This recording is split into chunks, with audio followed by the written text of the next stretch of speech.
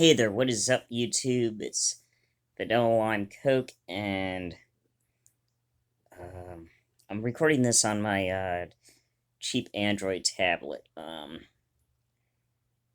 Yeah, I'm running out of space on this tablet here. Um, and I texted my cousin, and also he might text on here, so I just want to have that free. So I'm gonna use this to read some stuff. Good thing about this tablet, though, is that I can pause it like so. And that. So if I need to pause the video, I can do that. So anyway, good news is that the dentist, she reluctantly said, yes, I can drink soda again. I got my permanent cap in.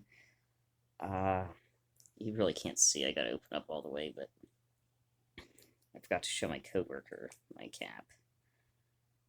He's into dentistry and all that.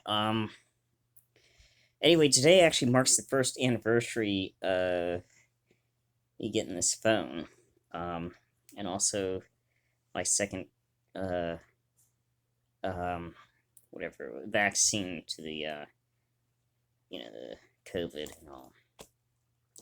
But it marks kind of like a really big milestone, just in my personal life. I started writing this book back in fifth grade, and I started uh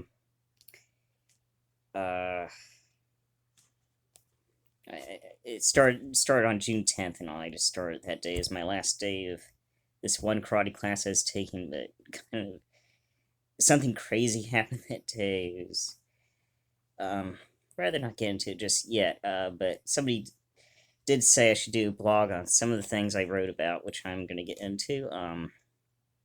Yes, I wrote it back in fifth grade, and then I eventually typed it up on the computer in 2003 and 2004, and I kept wanting to go back and put more information in it and all, but I had already written 700 pages.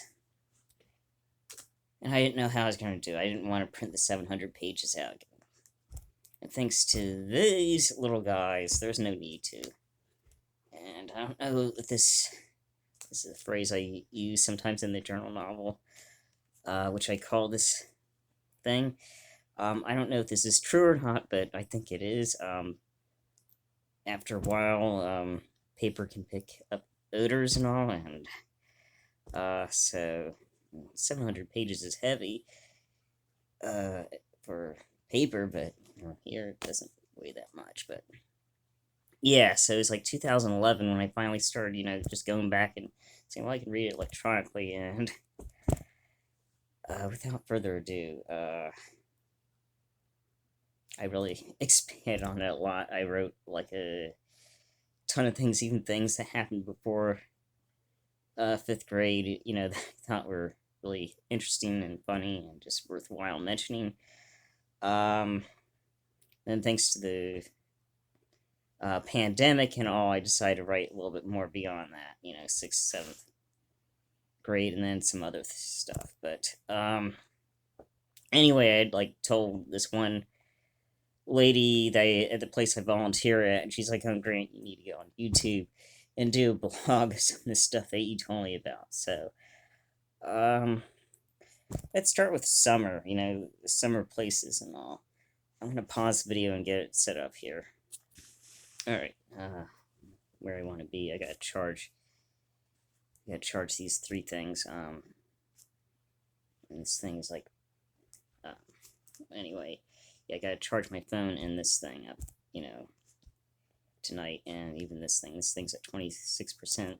Phone is at 50%, and this is, I think, what I'm using to record is at 45. But let me get back to what I was going to talk about. Back in like the early 90s and all, Atlantic City had this casino. Well, they still have a casino, but they had this kids casino. Is like a family arcade, family fun center, and all that, where we could hang out and do stuff, especially the kids and all. We went there like mainly, I think it's just the summer of 91, 92, and it reminded me of this place in Denver, Colorado, back from 89, 1990, which I'll also get into. But the place in Atlantic City, they had some rides, which included a roller coaster, a Ferris wheel, and it was neat. Um, they also had other stuff like I don't even know if they still have these glow in the dark walls where you go into like a dark room where the lights flash on and off for like 15-second intervals. You like, you just like stand in front of a glow in the dark wall, and I guess it casts your shadow. So it's like really interesting. They had like an arcade and all. I remember playing the Simpsons game, the Simpsons arcade game. That's a very fun game. Um, they had like a lower level too. It's like 2 floors. That's how big the place was. Um, they had like a little fun house, a genie that would tell you your fortune, and they even had like a ride and all. It like described the history of Atlantic City, and one of the cool things about that is like they had all these projections and all. It looked like one of which it looked like a lady was swimming in the ground and all, but it's like just like water and all. It was like by a bayside dock, but that was cool. You could like get a weekend pass there and all. They'd stamp your hand with invisible ink, and then you could come back later that evening or the next day, and they'd well, if it was the next day, you'd probably have washed the ink off, so they'd give you a bracelet. But if you just left for the evening, came back that later that night, they'd run your hand over a backplate, and the stamp would show up. There was one crazy instant there. I'm gonna get into. They had this elevator and all that actually took you back up to the parking garage and right down at the entrance of the family casino or the kids casino, and that was kind of cool. Um, so, anyways, like one evening we're gonna go to dinner with the cousins came up. We're gonna go to dinner with them and all, and like my dad had me wait with grandpa as he's gonna gather grandmother who's still in the casino, just like going just one more quarter, just one more quarter. She's going to stop gambling, and he's gonna gather the other family.